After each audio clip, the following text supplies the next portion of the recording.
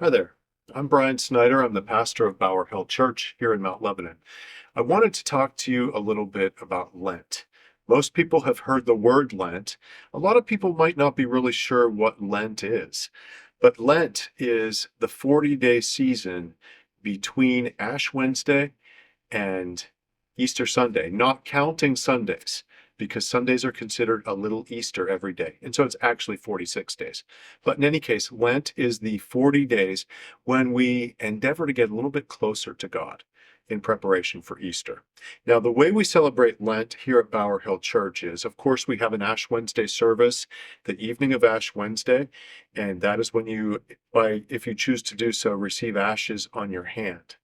And it's a time to kick off whatever Lenten disciplines you would like to celebrate or observe during the Lenten season. We don't ask you necessarily to give something up for Lent, though that's a perfectly fine way to draw closer to God during Lent. We ask you more to take something up, maybe take on a new spiritual practice. Just a few more thoughts about the celebration of Lent in 2025. We've got events coming up every Sunday evening in the month of March, and also the first Sunday evening in the month of April, which are all in the Lenten season. At 6 o'clock, we will be gathering. We will have dinner together. It's a total potluck, so as the word potluck implies, you just get whatever somebody thinks to bring. Bring a dish if you are able. If you're not, then just come. And we will eat whatever we find together, or whatever we bring together. You can bring a main dish, a side dish, or a dessert.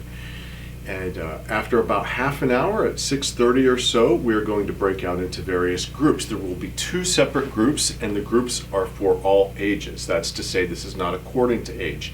We want children and older people to participate in the same event, and that will be a choice of either an interview with a church member, probably a newer church member, about their faith journey. What brought them to this place in their life of faith, what brought them to this congregation, what their experience of faith has been down through the years. And so that will be the second half of our Sunday night events during the season of Lent.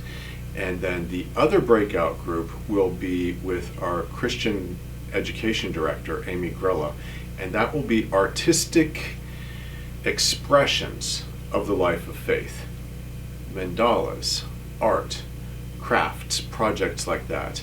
And even if you are not an artsy person, an old-time member of this church used to say that everybody is an artist.